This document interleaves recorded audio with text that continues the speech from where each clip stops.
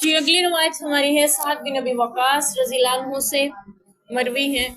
साद बिन अबी वक़ास रज़ियल्लाहु अन्हु कौन थे? ये अंसार सहाबा में से हैं। ये भी साबिक़ुनल अव्वलून में से हैं। शुरू के दिनों में जो लोग मुसलमान हुए, हज़रत अबू बकर सिद्दीक़ रज़ियल्लाहु अन्हु की दावत देने पर, हज़रत अबू बकर सिद्दीक़ के जो एक सियासी शख्सियत थे, माली तौर पे ताजिर भी थे, तो यानी माशी तौर पे भी आला स्टेटस रखते थे और सियासी तौर पे भी खून बहा का ओहदा इनके उसमें था, खानदान में, हज़रत अबू बकर सिद्दीक़ के। तो उनकी दावत देने पे इनके बड़े बड़े लोगों से ताल्लुकात थे, तो इनके दावत देने पे साद बिन अबी वक़ास रज़ियल्लाहु अन्हु मुसलमान हुए।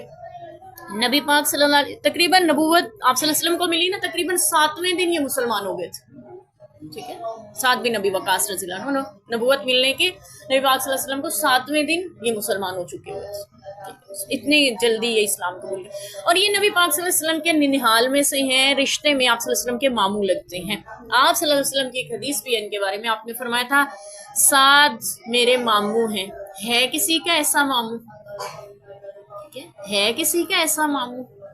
आप सल्लल्लाहु अलैहि वसल्लम ने इनकी तारीफ फरमाई, साद मेरे मामू हैं, है किसी का ऐसा मामू?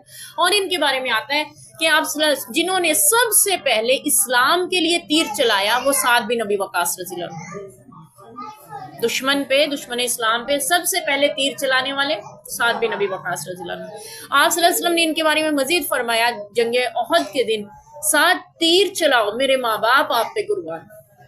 ठीक है, अपने माँ, सारे सहाबा ये कहते थे ना, अल्लाह के रसूल मेरे माँ बाप आप पे कुर्बान, और अल्लाह के रसूल हजरत साद रज़ियल्लाहु अन्हु के लिए कह रहे हैं, मैं साद तीर चलाएं, मेरे माँ बाप आप पे कुर्बान, मामू है ना। ठीक है, और फिर हजरत साद रज़ियल्लाहु अन्हु के लिए आप सल्लल्लाहु अलैहि वसल्लम ने ये भी दुआ फरमाई थी, अल्लाह इनके निशाना जो है बिल्कुल दुरुस्त फरमा दे।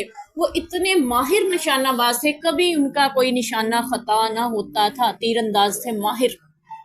आप सल्लल्लाहु अलैहि वसल्लम की दुआ की बरकत भी थी, और फनी महारत इस कदर अल्लाह ने अता की कि वो जो भी तीर चलाते निशाने पे जा लगता था, कभी उनका कोई निशाना नहीं चूकता था।